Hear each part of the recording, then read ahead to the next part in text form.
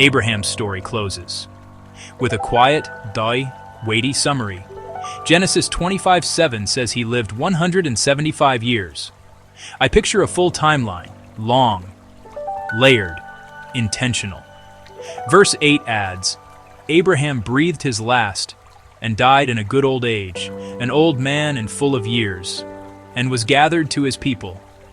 Full of years isn't just about age, it's about a life that reached its purpose.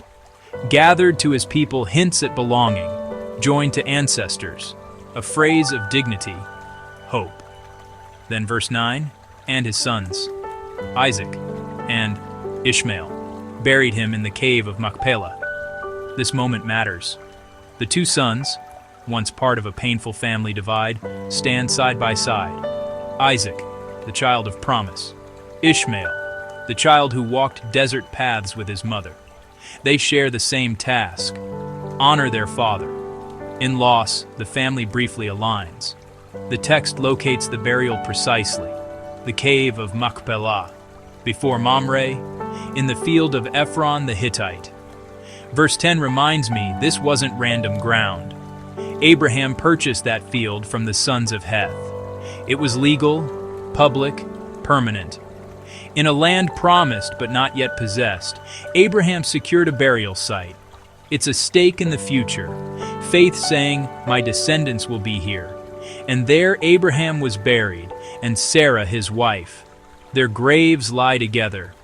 The journey that began with, go to the land I will show you, now rests in that land.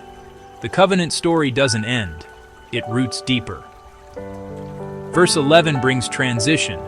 After Abraham's death, God blessed his son Isaac, and Isaac dwelt at Beer Lahai Roi.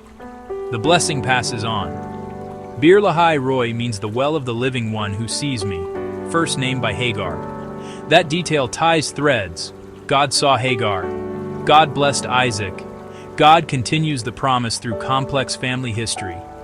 So what do I take from these lines? A life can be full when it's lived by faith, even with detours and waiting. Reconciliation can happen in unexpected moments, like a burial.